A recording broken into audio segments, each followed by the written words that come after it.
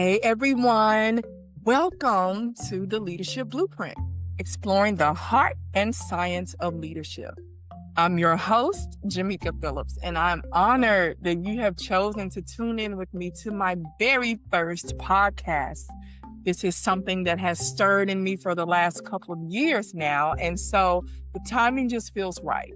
What better time to talk about leadership, genuine leadership, than in the political, socioeconomic, and relational climate that we're sitting in right now in 2026. I do believe this is a first topic that's going to be a good one, so I hope you're ready. Come on and get ready to go with me. As a leader, we've all had to endure change.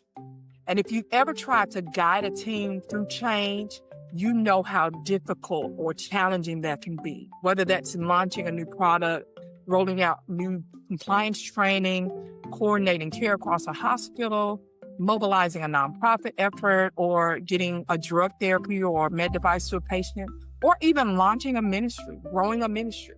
You already know one thing to be true. Leadership fit matters. Today, we're walking through 5 leadership approaches: adaptive, authentic, inclusive, servant, and transformational. I'll match each of these to a career path, share what makes them work, what it looks like when they don't work, and where it shines the most. I'll point to leaders and some research along the way. Think Phillips on adaptive, Avolio and Gardner on authentic, Nemhard and Edmondson on inclusive, Greenleaf on servant, and Bass on transformational, plus practical cases like Satya Nadella and Brian Chesky. Let's get right into it. Number 1, adaptive leadership. Let's go. We'll talk about here enterprise, SaaS, and product teams, product operations, agile coaching. If you've ever shipped software or any product in a fast-moving market, you've seen the world change overnight. A customer signal shifts, a regulation drops, or your reliability posture needs rethinking. That's where adaptive leadership shines. In plain language, it's about learning your way forward, running safe-to-fail experiments, distinguishing technical problems from adaptive challenges, and iterating with your stakeholders in the problem, not around it. Phillips and colleagues popularized this idea. Don't treat adaptive work like a technical fix. Build learning loops and let the people with the work help solve it. And recent reviews underline the crisis angle. Flexibility and resilience and rapid sense-making matter, but the culture and structure will either fuel it or choke adaptation. The strengths here, it's fast, it's real, and it builds organizational learning. A challenge, critics call it under-theorized. If you lack psychological safety or data visibility, adaptive can look like something chaotic. A relatable example here is Brian Chesky during COVID with the Airbnb situation. He saw an 80% drop in 8 weeks. What he did was he narrowed his priorities, he upped the communication cadence, and he refocused on core value. That's adaptive leadership in a storm. For a best fit scenario, product launches, customer pivots, this is exactly where iterative experiments beat big bang plans. Number 2, authentic leadership. This is corporate governance, ethics, and compliance as a career path. Now, picture corporate integrity, internal audit, or whistleblower programs. What I know is this: people need to trust you before they'll trust what you control. Authentic leadership is about self-awareness, relational transparency, and grounded values. Avolio and Gardner's work shows how authenticity builds trust and sustainable performance. The strength of this particular theory is transparent, it's value-based, it helps to increase stakeholder confidence, especially in oversight roles. But a challenge? Scholars point out conceptual ambiguity. What counts as authentic behavior versus true self? Wow. One leadership call out I'll call out here is Satya Nadella, reframing Microsoft's culture from know-it-all to learn-it-all, explicitly tying empathy to innovation and transparency. A best fit scenario here: high stakes oversight where transparency and accountability deter misconduct and build trust. Number 3, inclusive leadership.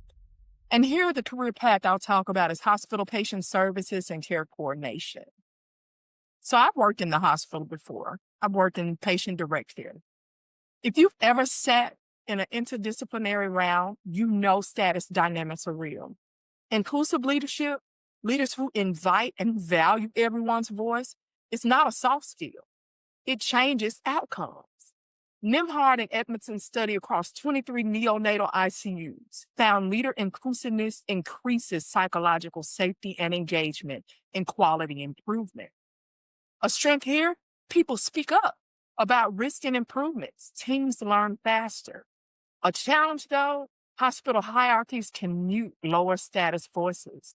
Leaders must be intentional to counterbalance this. One relatable example here is think of the patient experience officer who starts rounds with, "What did we learn today?" Not what did you learn, but what did we learn? And the nurse's insight actually changes tomorrow's protocols. That is inclusive leadership at work, directly impacting patient care.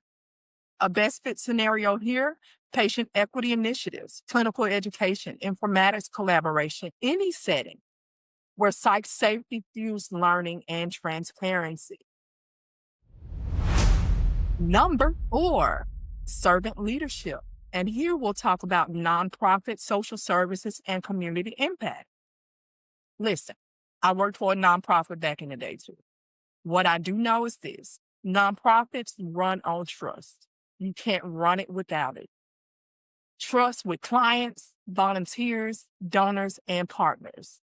Servant leadership puts constituent needs first with humility and empowerment. Greenleaf's original work set the tone, and modern systematic reviews show positive links to job satisfaction, commitment, and citizenship behaviors. A strength of this servant leadership, it builds capacity and durable trust. It's great when you're dealing with volunteers or case management or even mentoring.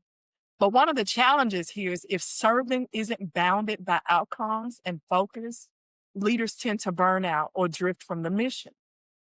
A best fit scenario here, community services where empowerment and mentoring drive program quality and sustainability. And number five, transformational leadership. And here is one that's close to my heart because this is the sector I work in, pharmaceutical market access and commercialization. If your day involves aligning manufacturers, payers, providers, and patients around a therapy's value, you got to have more than spreadsheets. You need a compelling ethical vision that people will follow. Transformational leadership, the famous 4 I's from Bass: idealized influence, inspirational motivation, intellectual stimulation, individualized consideration. It has decades of support across all sectors. One of the strengths here, it uplifts motivation. It aligns cross-functional stakeholders, and it accelerates adoption and time to value. But a challenge here is beware the pseudo-transformational trap, man. Charisma without moral grounding is rough. So you got to make sure that ethics anchor the vision and the methods you employ to get to that vision.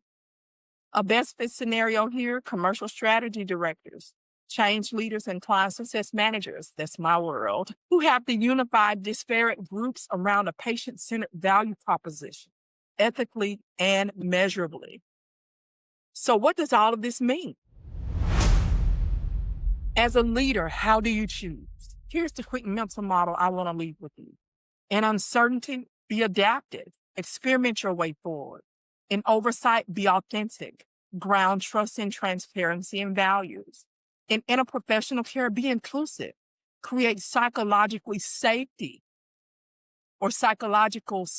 so people can learn and improve.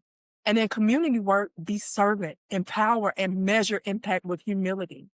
In market access, be transformational. Align a coalition behind an ethical, compelling vision with measurable outcomes.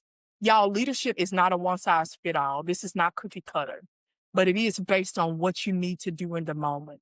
So I compel you today to continue to be the leader that the world needs out here. Thank you for listening to the Leadership Blueprint. I'm Jameka. We will talk very soon.